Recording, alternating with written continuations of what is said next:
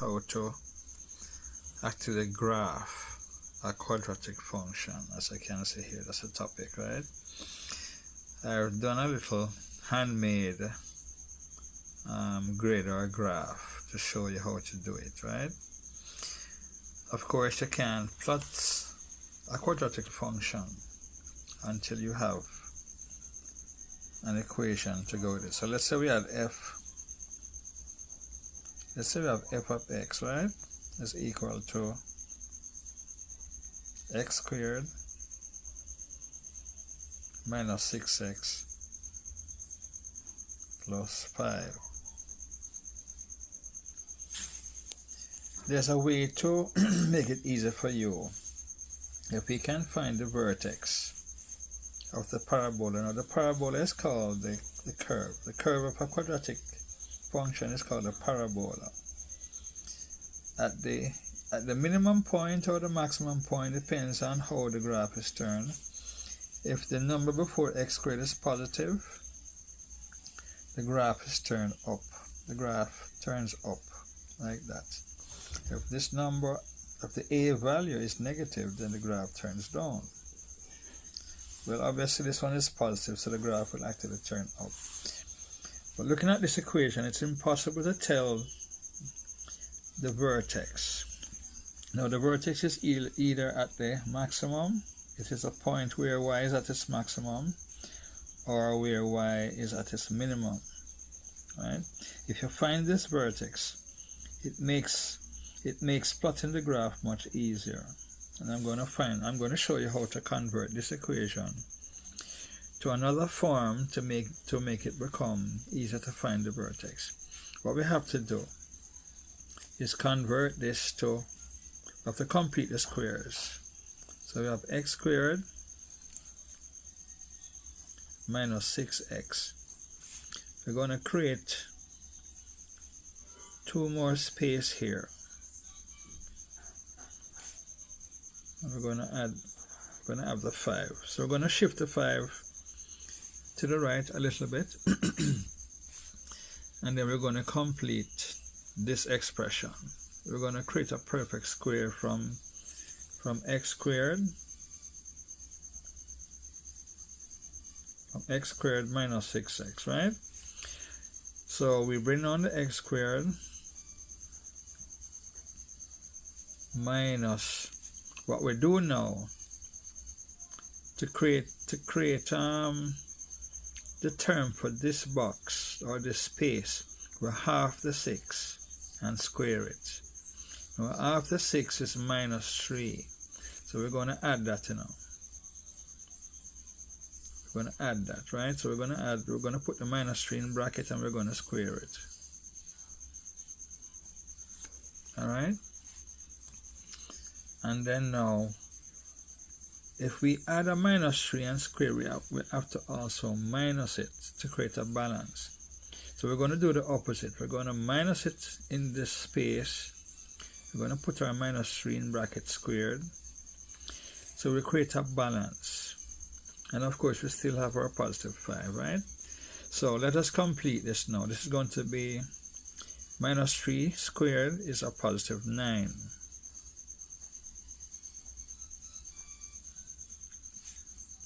Minus 3 squared is a positive 9. But because you have a minus sign in front of it, you have to put minus 9. And you bring down your 5. Now, this expression now has 3 terms. It's called a trinomial. Before we only had 2 terms, the x squared and the minus 6, which was a binomial. And we made it out into a perfect square. Now, when we factorize this now, if we factorize this, we're going to get x minus 3 all squared. How did we get the minus 3? When we half the minus 6, we got minus 3. So all you simply do is put the minus 3 in the bracket with the x and square everything. If you were to expand this, you would get back x minus 6x, x squared minus 6x plus 9. So in other words then, x minus 3 times x minus 3 will give you back this. So we work out the second part now. Minus 9 and positive 5 leads to a negative 4. Right? Now, these two numbers, the negative 4 and this positive 3, this is a negative 3 in the bracket now, but for the purposes of the vertex, whatever number comes after the negative sign becomes positive for the vertex, to locate the vertex, and we'll bring down the minus 4. So these are the two coordinates for the vertex. So up here now, when we go up here now, we're going to plot negative 3 and negative 4 to find the vertex. So positive 3 and negative 4 is about here. So negative 4 meets up with a positive 3 at this point. This is the vertex. And to make it easier now, when we draw the dashed line up straight, right through point 3. This is not accurate, but pretend it passes through 3 and it goes up in a dashed line format, right? One straight line going up, dashed. This line now will know, this line of axis will now divide the curve into two equal portions. It makes it easier for you to actually plot the graph. Now we're going to use the equation now. Let's use the original equation then, this one, to find the x and y values on the curve, right? Now when we're going to make x 0. So when x is 0, this becomes 0. Minus 6 times 0 becomes 0. So you're now left with positive 5. So when x is 0, y is a positive 5. Let's put a positive 5 up here.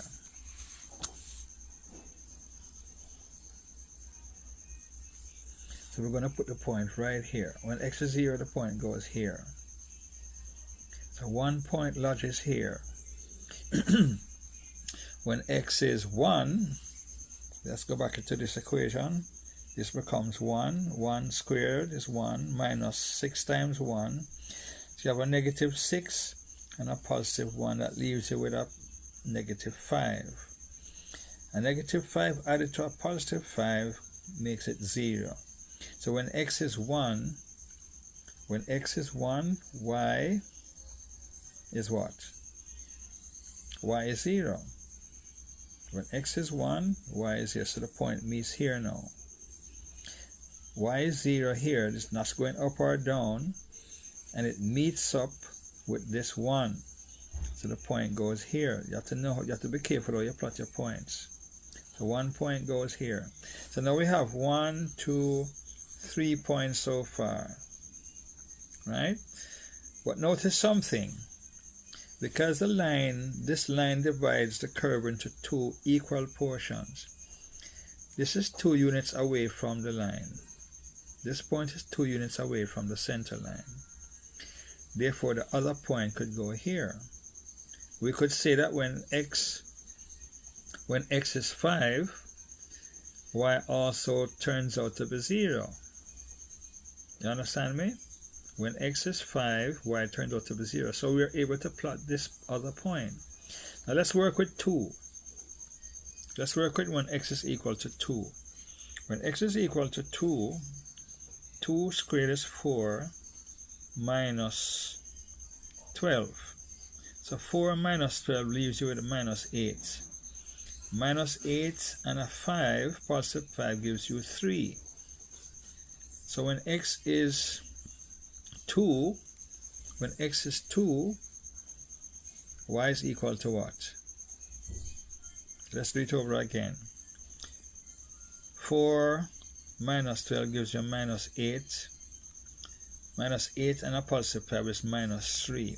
So when x is 2, y is minus 3, so the point goes here. Now we can also now jump to the next side. Now this is 1 unit away. This is 1 unit away from the center line. So we can put that point here, 1 further unit away, so we can parallel now. This is the image. If this is the original point, this becomes the image. So you see the center line helps us to plot the points. So this is 3 units away. This point is 3 units away from the center line. So we can actually, if we were to put a 6 right here for argument's sake,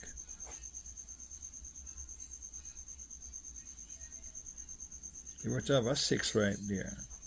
So if we, let's say then that x is equal to 6.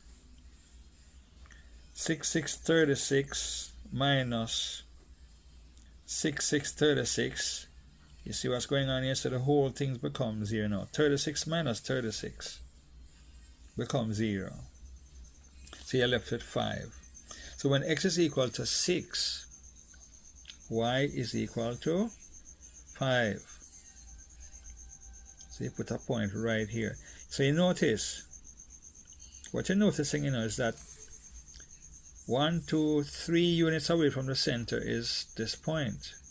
1, 2, 3. And this is also 3 units away from the center line. So as I said before, the center line helps you to form the points. And all you simply need to do now is take your time. This is not accurate, I'm just showing you, giving an idea. Take your time and form a curve going through these points.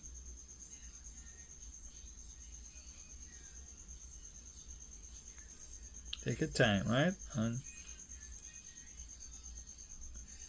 chances are you'll be using a sharp pencil in the exam, right? Not a pen. So you can always erase.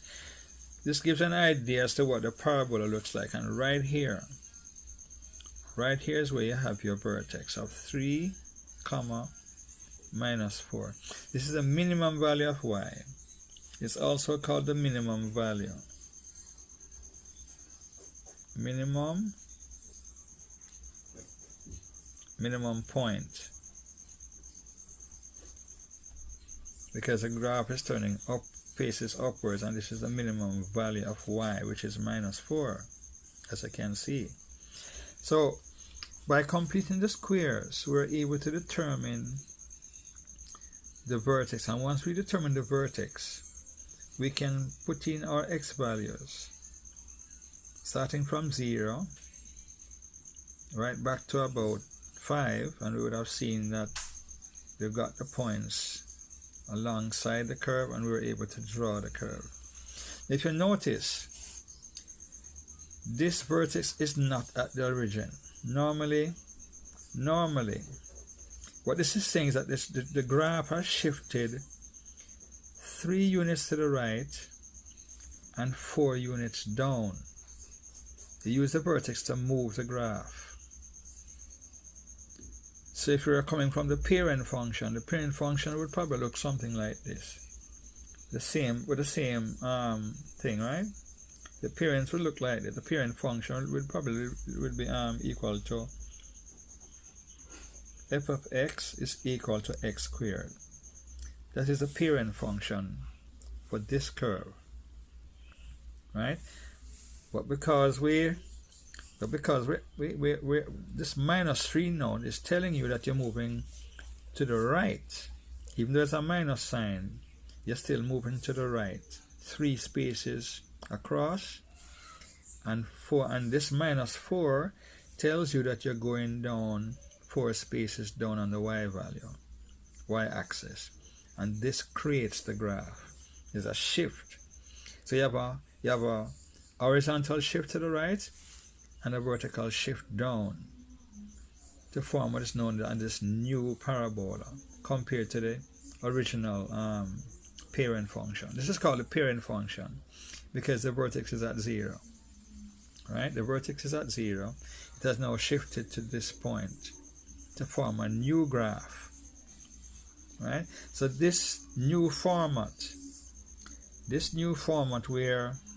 where f of x is equal to this now enables you now to find the vertex and to be able to put in the other points, and then you can draw your thing, right? So if you're not too familiar with perfecting the square, I'm going to be doing some more videos on this, right? Okay, until the next class.